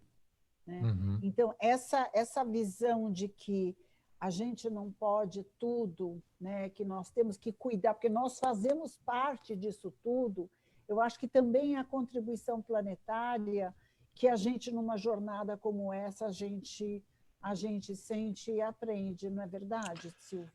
Olha, a comprovação disso é essa outra foto. Isso é Trento, já descendo dos Alpes suíços, indo para baixo, né? Você tem uma estrada fantástica que corta toda essa parte dos Alpes, descendo em direção ao que seria o litoral, que é Veneza e etc. Então, você vai descendo essa estrada, sentindo que as montanhas vão baixando, mas Trento ainda está bem no sopé dos Alpes, você vê ainda picos nevados, e essa cidade é a prova disso. Trento, de novo, né, repetindo, ela foi assentamento romano, o nome Trento vem daí, de tridente. Eles estavam lá 2.500 anos atrás. Onde estão os romanos hoje? Só tem poeira. Debaixo, você é fantástico. Você entra em Trento, no meio da cidade você desce algumas escadarias, como quem fosse pegar o metrô, mas não é um metrô, é um museu. E você consegue caminhar na cidade romana que estava lá debaixo. Né? Vendo como é que funcionava os canais, as águas, o aquecimento, a construção das casas. Você caminha por uma cidade. E onde estão os romanos? Viraram pó, viraram museu.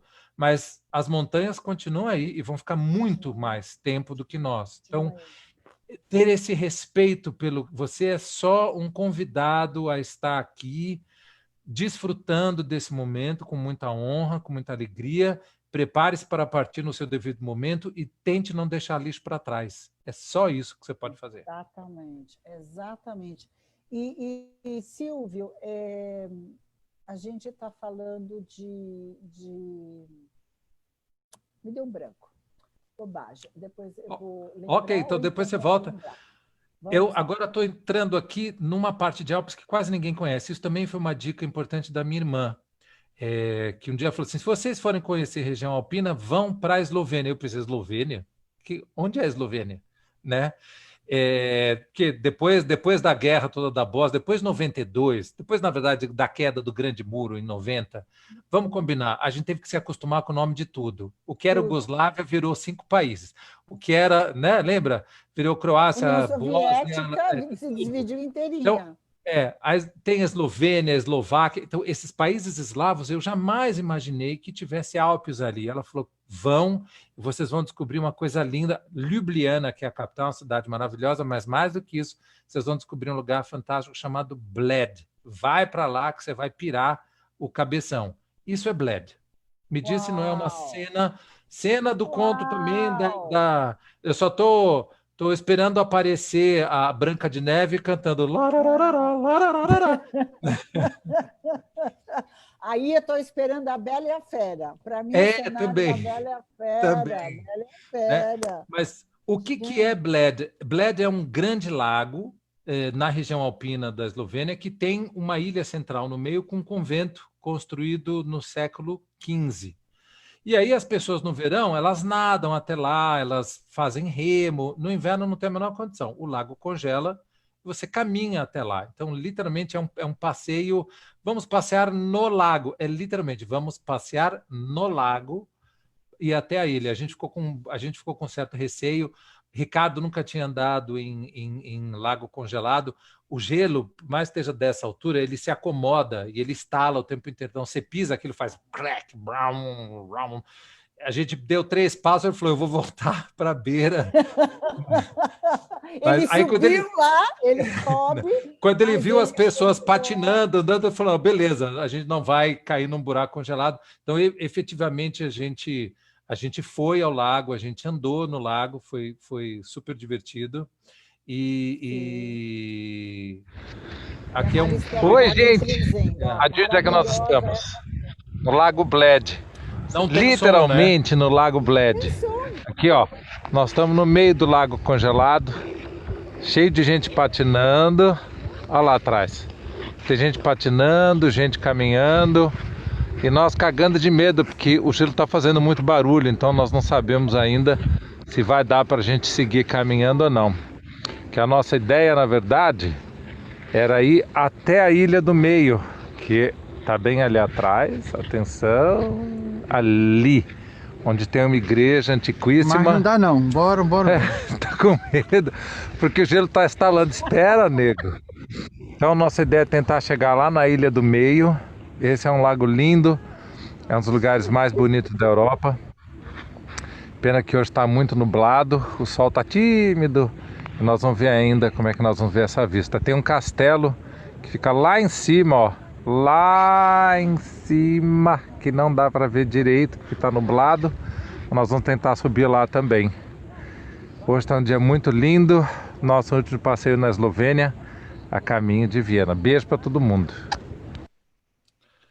E aí, efetivamente, a gente foi para o lago, subimos. Que surpresa essa, né? É uma surpresa chegar num lugar assim, né? É maravilhoso. E aí, a gente também não sabia do castelo, né? Aí, estando lá no meio, a gente falou assim, mas peraí, alguém falou de um castelo, eu tenho também um castelo. O castelo não é isso? Não, isso aqui é só um mosteiro. Vamos atrás do castelo. Aí a gente subiu a encosta toda e fomos no castelo. Foi um passeio maravilhoso. E realmente, para minha surpresa, a Eslovênia tem coisas incríveis. Essa coisa das formações rochosas e dos castelos, né? Aqui é Postojna, um castelo inteiro incrustado, construído na rocha. A Eslovênia, a gente quase não ouve falar aqui no Brasil, mas ela tem uma das maiores, como é que se chama isso? Um dos maiores conglomerados de grutas da Europa. Você tem túneis subterrâneos de grutas que foram cavadas pelos rios que ultrapassam 50 quilômetros. A gente fez um passeio aqui nesse dia. As fotos são muito ruins, não coloquei porque é muito escuro mesmo, mas tem galerias onde você olha para cima, 30, 40 metros de altura, estão lá as estalactites em cima. Tudo debaixo desse castelo e a coisa vai embora, atravessa cidades. É fenomenal, né? Para nós também foi uma surpresa e uma grata surpresa, porque a Eslovênia ainda é um lugar barato, muito bonito, muito acolhedor e também tem todo esse charme alpino e esse destino de inverno. Muita gente vai... Os alemães saem da Alemanha e vão esquiar lá direto. Surpresas que a gente tem, né? A gente acha que a Alpe é só a Suíça e, na verdade, são todos esses 8 países que a gente falou no começo. 8 países, né? 8 países. No início para quem está entrando agora, vai ficar gravado no Face da Todos os Cantos, assistam, porque o Silvio explica desde o início a área geográfica, quais são os territórios, quais são os países. Ele coloca bem direitinho. Silvio, o papo está maravilhoso, não vou, a gente ainda tem um tempinho, 10 minutos. Bom, para honrar a Suíça, né, a gente esteve numa cidade chamada Grindelwald. E aí realmente é o cartão postal de tudo que a gente conhece, sempre ouviu falar dessa magia da neve, né, Laura? Resumindo tudo que a gente falou, um passeio durante o dia, quando o dia está de céu azul, com a neve branca, vendo as casinhas típicas, a cidade pequena e aconchegante, essa opulência que é. Na Suíça a gente tem realmente o choque, porque lá os picos têm 4.000 metros de altitude, né? Não é um Himalaia, mas é... E eles nascem assim, você tá indo para Grindelwald, é uma montanzinha boba, você vê a placa lá, você chegou em Grindelwald, você falou, ué, mas eu não subi nada. E aí você se toca que Grindelwald está no vale e o que interessa é o que está tudo em volta, né? E aí, de repente, um paredão de 4.000 metros de altitude levanta na sua cara e você fala, agora eu entendi, agora eu estou nos Alpes, né? E como é que é viver, né, Silvio, te interrompendo mais uma vez, e como é que é olhar para essa paisagem e você viver, entender do que vive um grupo de pessoas que habita esse lugar, por que elas escolhem morar ali, o que elas comem, o que elas plantam, né? Sim, porco, ovelhas, provavelmente, né? Tudo. Você sabe que para o homem moderno, para o nosso olhar de hoje, é interessante olhar isso, né? Mas pensar a resiliência humana há 1.500 anos atrás, quando provavelmente essa cidade... Vale lembrar que os celtas já estiveram em toda essa região bem antes, né? Os celtas consumiam sal, os celtas foram os primeiros a escavar sal. Existem assentamentos celtas para visitar, inclusive na Áustria, naquela cidadezinha que a gente viu, em Hallstatt, ali perto, você pode visitar uma vila. A gente foi visitar uma vila celta que foi reconstruída como ela tinha sido antigamente, e aí você vê assim, nego morava em casebre, usava roupa de pele, né, pele de carneiro, etc e tal, mas existia toda uma inteligência em como você sobreviveu ao inverno, porque eles também têm uma coisa que nós não temos, essa percepção das 4 estações. Sim. A gente vive numa eterna primavera, que às vezes faz mais frio, às vezes faz mais calor, mas a árvore está sempre verde. E esse povo, nessa época, teve que descobrir como é que faz. Na época do verão, eu tenho que plantar, colher, caçar, armazenar grão, armazenar castanhas, todas essas coisas. E o inverno é a época de ficar para dentro, de vez em quando sair, fazer uma pesca, uma caça, mas basicamente é o tempo de ficar dentro e sobreviver, e me entender, e cuidar da minha família. E depois, quando vem toda a primavera de novo, é quando eu saio, né? Eu posso ir para fora, trocar com outro. Muitos amigos meus que moram na Europa falam que o único jeito de você aguentar bem o inverno é você estar bem com você mesmo, mas, em segundo lugar, ter contatos, estar com pessoas, né? Ter contatos verdadeiros. E isso a gente devia trazer como exemplo para a gente também. Quem tem amigo aguenta muito mais o inverno metafórico ou verdadeiro, né? Verdadeiro. E nessa pandemia a mesma coisa, que é o que a gente está vivendo, esse isolamento, né? Que a gente não pode nem ter tanto contato físico, né?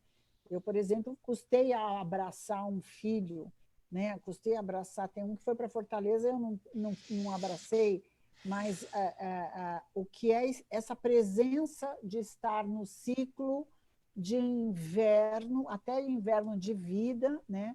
Para dentro, estar bem com você mesmo, que você falou assim, acho que é uma grande lição, Silvio. Estar bem com você mesmo, olhando para dentro, olhando para você, e essa relação com o teu mundo lá fora, com relações verdadeiras, né? De família, de amigos. Verdadeiramente, quem tem amigo tem tudo, ganha cesta de autocuidado, né? ganha menta, ganha boldo, ganha limões, né, Silvia e Ricardo?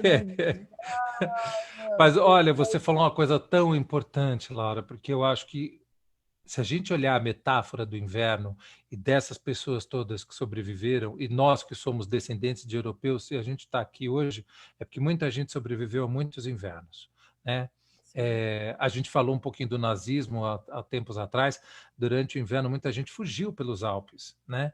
Muita gente saiu da Áustria, da Alemanha, foi cruzando de algum jeito, chegou na Suíça, que era terreno neutro, e lá não podia se fazer nada, lá os nazistas não tinham controle, mas Quanta gente não atravessou invernos duríssimos, né? Eu tenho familiares lituanos que atravessaram a Primeira Guerra Mundial. Minha avó contava histórias dela ter perdido 2 dedos congelados porque ficou escondida durante o inverno num vagão de trem, e assim mesmo eles conseguiram sobreviver e vir. Então, quando a gente vê essa imagem de inverno aqui, a gente tem que lembrar também que quando chega a primavera, tudo fica verde, os rios ficam cheios de peixe, as frutas são frutas deliciosas, né? As maçãs, a uva para ficar boa tem que passar pelo inverno. A maçã, para ficar suculenta, doce, ela tem que passar pelo inverno, porque no inverno as plantas dormem, elas não morrem, elas vão para dentro e ficam acumulando toda a energia potencial para quando vem o verão, vira energia cinética, né? A energia da vida vem em movimento de novo. Ó, aula de física.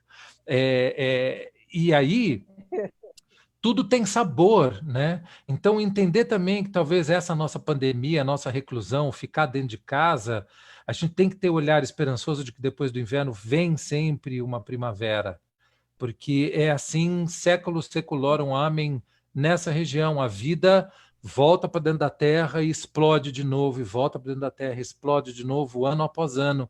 E a gente tem que entender que o que nós estamos vivendo é uma crise talvez muito necessária, cada um tem a sua opinião, né? Espero que a gente tenha grandes sacadas durante esse nosso inverno imposto, e que a gente tenha muitas maçãs, e eu consigo ouvir Vivaldi, sabe? Quando eu fui para essa região, Sim. também eu entendi o que eram as 4 estações. Sem nunca ter visto o inverno de verdade, eu não sabia o que eram as 4 estações. Hoje eu entendo os tons que ele escolhe para o trecho do inverno, que é mais sisudo, mais frio. Você consegue imaginar o vento cortante, a casa fechada, e quando vem o verão e a primavera, você consegue ouvir. Quando tem violino, você consegue ouvir grilo pulando e besouro voando, entendeu? E eu acho que a gente tem que ficar com essa imagem muito, muito viva na nossa cabeça quando a gente está pensando que esse inverno que nós estamos vivendo é para sempre. Não é, ele vai passar. Enquanto isso, vamos cuidar do nosso interior, cuidar dos nossos amigos, cuidar dos nossos laços, para quando vier a primavera, né? E se cuidar, né? Se ela não se cuida, ela ganha uma cesta linda de autocuidado dos amigos, né? Entendeu? Direto da Mantiqueira. Assim, direto da Mantiqueira para a Laura, meu Deus do céu, super gratidão, um presente maravilhoso. E Silvio, os ciclos estão fora, e a gente tem que lembrar que os ciclos estão dentro da gente. Quando a humanidade se esquece que ela é natureza, né? E tem a natureza da sua natureza, que a gente tem esses ciclos, a gente se desconecta, né? E também é uma ilusão da separatividade, a gente volta no Pierre e a gente volta a falar tanto das sabedorias sapienciais indígenas, os índios, ancestrais, né? mesmo, né? Ancestral, e também dessa sabedoria ancestral oriental, de valorizar e compreender que os ciclos estão fora e estão dentro de nós, e o nosso físico sente isso, né? Ele quer se recolher, pois ele quer se abrir, ele quer florescer, como as poesias da Maristela, elas ficaram fechadas anos nela, e quando chegou a primavera, elas começaram a florescer. Então, essas jornadas, né? essas estações bem marcadas que tem em outros países, em outros continentes, elas fazem com que a gente se lembre que as mudanças de lua são importantes, que isso é valorizado por uma porção de civilizações, e nos mostram que os ciclos das estações, que há quantos milênios os nossos que vieram antes de nós valorizavam, né? A gente mora aqui num centro urbano, mas o nosso físico nos avisa, está na hora de tomar luz, está na hora de ir para o sol, está na hora de você tomar uma sopinha, ficar quieto, está na hora de você se silenciar. Eu acho que o convite também, numa jornada dessa de inverno, né, Silvio? Com certeza. Comigo é esse movimento do silêncio, né? Sim. E aí, Silvio, da calma, da paz, né? Do ir para dentro. E, de novo, dessa desbanalização desse lado sacro, né? Tão bonito de absorver, sorver as coisas com calma no tempo do inverno, né? verdade. Comer com Não calma, fica- acordar com calma, sair, andar, fazer, voltar com calma, aceitar que o dia é mais curto, que a noite está chegando e é bom, e que tudo isso é bom, te traz para você mesmo, né? A contemplação, né, Silvia? A gente abandona muito a contemplação. Eu acho que as Muito. jornadas que a gente faz, e aí eu digo jornadas, eu não estou falando só da Todos os Cantos, as jornadas que você faz pelo mundo, quando a gente tem esse olhar de contemplação, de escolher alugar uma cabana, escolher como a Débora Diogo foi para Mantiqueira também, lá em Sapucaí Mirim, que você deu a sugestão, ela ficou ali naquele chalé maravilhoso, ela ficou contemplando, porque isso é uma inspiração, né? A gente não pode ficar desconectado, a gente, de alguma maneira, tem que buscar o nosso banho de floresta. E aqui está Silvio de novo. Silvio, Aí eu fico com essa cara, ó, quando eu passo por isso, eu fico com essa cara, né? Uma cara de quem está absolutamente inteiro. Estou em casa. em casa e sem vontade de voltar. E aí, Silvio, eu te pergunto, a gente vai caminhando para o fim, qual é a sua próxima jornada? Ó, essa é fácil. Para alguém invernal como eu, o sonho, né, o grande sonho assim da jornada de inverno é o último, o ápice do inverno, que é a aurora boreal. Gostaria de ir para algum país nórdico, sei lá, Noruega, Finlândia, Suécia, lá em cima, lá para aqueles lugares esquisitos chamados Tromsø, Ölm, sei lá, cheio de esquimó, e ver a aurora boreal. Mas isso é uma jornada mais complicada, porque a gente precisa de ajuda de profissionais. Primeiro que o lugar é muito frio. Uma coisa é -10, outra é -30, né? Então, a condição toda de roupa, de tudo, é uma preparação maior. E você precisa da ajuda de pessoas consideradas caçadores de auroras. São pessoas que já estão acostumadas, às vezes são lugares bem ermos, você não vai para a capital da Noruega, você não vai para Oslo ver a aurora boreal, você tem que ir lá para o meio do mato mesmo, né? Então, você precisa de pessoas que te guiem nesses lugares mais longínquos tal para ver a aurora boreal. Pode ser Alasca, pode ser Canadá, também qualquer lugar bem ao norte, bem polar. Isso é meu sonho. Mas enquanto isso não acontece, eu acho que quando sair a pandemia, quando a gente estiver seguros, né, de que esse pior já passou e as viagens possam ser tranquilas, retomar, eu quero voltar para esses lugares e estar de novo no frio que eu amo tanto e, se possível, levar pessoas comigo para desfrutar dessas coisas que eu desfrutei, né?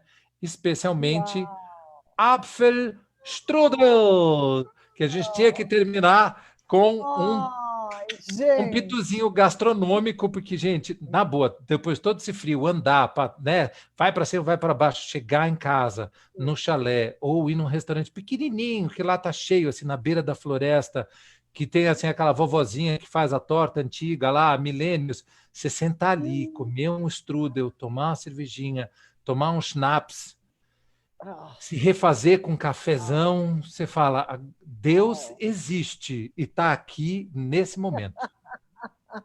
Isso é presença. Isso é presença. Exatamente. Uau, uau, uau. Meu Deus. Querido Silvio, querido amigo, cidadão planetário. Gente, o que é isto? Que visão é essa? É a nossa visão de despedida dessa região tão linda, né? E que tão inspiradora para pessoas que gostam de neve ou para aqueles que também na infância tiveram esse monte de sonhos bonitos, né? Seja dos contos de fadas, seja do Castelinho da Cinderela. Uma das coisas mais legais é a gente poder, não importa a idade, ir ver de perto aquilo que você sonhava quando era criança, sabe, Laura? Essa jornada para mim também teve a ver com isso. Eu também cresci vendo essas coisas e pensava quando era criança, um dia eu vou ver a neve. E aí um dia eu estava lá, quarentão já, e fui ver a neve, e fui brincar na neve, e fui sentir tudo que uma criança pode sentir com relação à neve e tudo que um adulto pôde tirar de ensinamento dessas jornadas na neve, né? Então, isso é inspiração para qualquer pessoa que tiver esse sonho. Os Alpes estão lá. Meu Deus. Silvio Bahia, meu querido amigo, cidadão planetário. Eu quero agradecer demais, foi uma aula, nós estamos aqui há quase 2 horas conversando, mas é uma jornada, vai ficar gravado aqui no Face da Todos os Cantos, é para a gente ouvir e rever, olhar novamente. Silvio, você deu uma aula, nós passeamos com você através dos contos de fada, da Floresta Negra, por Jung, por Pierre Weil, o fundador da Unipaz, por Mozart, Wagner, façamos as primaveras é ótimo, as 4 estações de Vivaldi, passamos também pelos cenários da Noviça Rebelde, também de tantos outros filmes e paisagens do nosso imaginário. Eu que trabalhei tantos anos com literatura infantil e juvenil, eu fico emocionada de ver tudo isso. E, Silvio, eu queria aqui só contar para a turma que a gente está desenhando, eu já falei isso no início, uma jornada de inverno prevista para janeiro de 2022, com o Silvio e comigo, ok, gente? Silvio, com neve, muita neve. Neve, muita comida, muita paisagem linda, muita coisa para dentro. Olha, a Suzana está dizendo que foi lindo, a Paula também está dizendo que foi lindo, super obrigado, foi excelente. Quem entrou pela metade, começa depois pelo início, está maravilhoso. Silvio, super gratidão, você é verdadeiramente um cidadão planetário, um ser transpessoal, e a gente não falou que você é um terapeuta transpessoal formado pela Alubrat, pela Associação Brasileira Luso-Brasileira de Transpessoal, de Psicologia Transpessoal, nosso querido, maravilhoso. E a gente volta com Quinta de Histórias em setembro, e em setembro a gente vai trazer a Vivian Amarante, a gente vai passear por Barcelona para a gente falar de música, arquitetura e intuição. Luca Matuszewski também está batendo palma, ele adorou, ele é uma região que ele também sonha em conhecer. Querido, muito obrigado, Laura. Eu fico muito feliz, esse é um assunto que sempre me emociona, é um assunto que me toca, e já dizia a tia Dulce, né? Finalizando com ela, a gente só pode levar as pessoas onde a gente já esteve.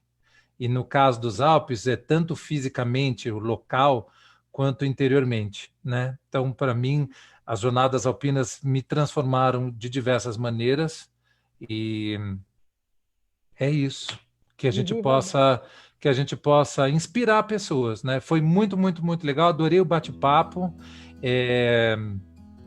Estamos aqui. Estamos juntos, queridos. Um beijão também no Ricardo e todo mundo que está assistindo aqui com a gente. Eu estou com 2 computadores e mais o celular.